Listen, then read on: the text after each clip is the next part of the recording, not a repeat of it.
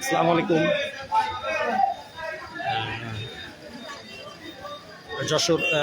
Jessore general হাসপাতাল থেকে যুক্ত হয়েছি রাত-দিন নিউজে।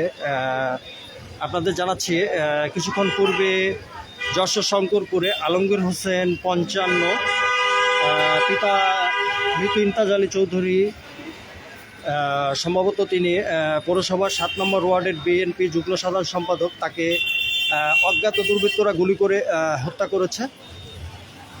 তো সদর হাসপাতাল থেকে যুক্ত হয়েছি রাত-দিন নিউজের ফেসবুক পেজে। আপনাদের যশোর জেনারেল হাসপাতাল থেকে সরাসরি দেখাচ্ছি ঘটনাটি। তো আমাদের লাইভও সরাসরি শেয়ার করে অন্যকে দেখার সুযোগ করে দিবেন। তো যশোর সদর হাসপাতাল থেকে যুক্ত হয়েছি রাত-দিন নিউজের ফেসবুক পেজে লাইভে সরাসরি যুক্ত হয়ে আপনাদের জানাচ্ছি, আলমগীর হোসেন 55 নামের বিএনপির একজন নেতাকে কিছুক্ষণ পূর্বে, অর্থাৎ যেমনটি জানতে পারছি আজ আনুমানিক সন্ধ্যা 7টার পর সাবেক কাউন্সিলর নয়নের অফিসের সামনে গুলি করে হত্যা করেছে অজ্ঞাত দুর্বৃত্তরা। তো আমি সরাসরি সদর হাসপাতাল থেকে যুক্ত হয়েছি আপনাদের সাথে।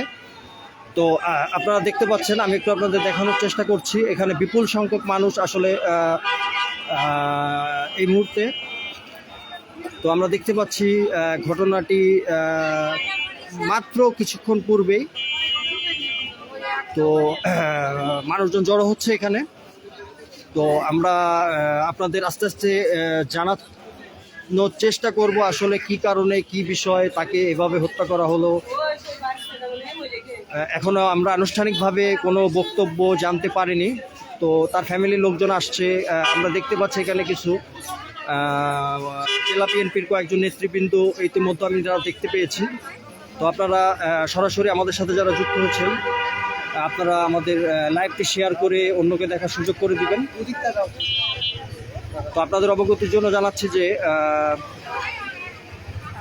আনুমানিক যতদূর জানতে পেরেছি